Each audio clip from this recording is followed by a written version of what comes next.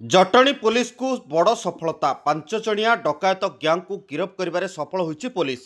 गत किछि दिन हला कमिशनरेट पुलिस रो विभिन्न थाना अंचल रे चोरी हेउथला। घरे केही नथिबा समय झरका ताड़ी डकायती करा जाउथला।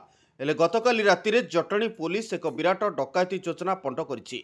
नाइट पेट्रोलिंग बेले जटणी थाना अधिकारी सौम्यकांत बलियार सिंह विशेष सूत्ररू डकायती योजना नहीं खबर पाइथिले। यापर जटणी रेतंग कॉलोनी थिबा कल्याण मंडप पछपटे चढ़ाऊ कर 5 जन को पुलिस गिरफ करथिला। सूचना अनुसार 5 जन डकायत डकायती योजना करथिबा बेले पुलिस एमानकु माड़ी बसिबारे सफल होइछि। गिरफ डकायत मानक ठारू खंडा 2टी धारुआ छुरी गोटे लुहा रड आदि मारणास्त्र समेत निशा द्रव्य मध्य जबत करा जाइछि। तेबे अभियुक्त माने मद्यपान करी डकायती पई योजना करथिबा जानिबाकु पाइछि पुलिस। गिरफ होइथिबा समस्त अभियुक्त जटणी थाना अंचलर बोली जना पड़िछि। अभियुक्त माने हेले मुंडिया साहिर सायद फायज, शेख हाबिद, गजपति नगर अंचलर संजय दास, सुजित विश्वाल और राजाबाजार अंचलर सोहेल खान। ए डकायती मानक नामरे पूर्वरु मध्य विभिन्न थानारे अपराधिक मामला रहिछि। एपरिकी एमाने एकाधिक थर जेल जाई जामिन रे मध्य आछिछन्ति। तेबे गतकाली जटणी थाना परिसर रे आयोजित एक सांबादिक सम्मेलन रे कमिशनरेट पुलिस रो जोन 3 एसीपी तापस रंजन प्रधान एने सूचना देछन्ति। एसीपी कहछन्ति डकायती गैंगर मास्टरमाइंड एबे भी फेरार रहिछि।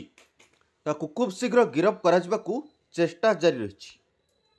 घटना पूर्वरु ए जिनसटा को धरी परिछि। गोटे बड़ धरण डकायत को आमे पंड करिया को सक्षम होइछु। तेणु जनसाधारण निश्चित सुरक्षित अछन्ति। पुलिस सजाग अछि। आईआईसी जटनी एक विश्वस्त सूत्रରୁ खबर पाइले जे 5 जन डकायत रेतंग कॉलोनी हमर जो बैक साइड ऑफ रेलवे कल्याण मंडल सेठी से एकत्रित होइछन्ति एवं से योजना करछन्ति। से नियर बाय कॉलोनी एरिया रु हाउस डकायती करिया पे योजना करछन्ति। एक विश्वस्त सूत्रରୁ खबर पाइबा परे आईआईसी जटनी तंकर टीम पठाइले से मानन को धरिया पे एवं पुलिस सेठारे पहुंची से 5 जन व्यक्ति को से माने डकायती योजना करुथिया बेले तांको काबू करथिले। से मानन पाखरु किछि मारणास्त्र जबत करा जाइछि।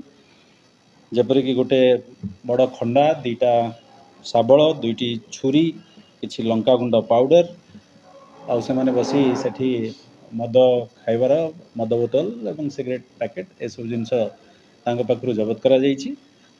ब्यूरो रिपोर्ट तेज ओडिशा।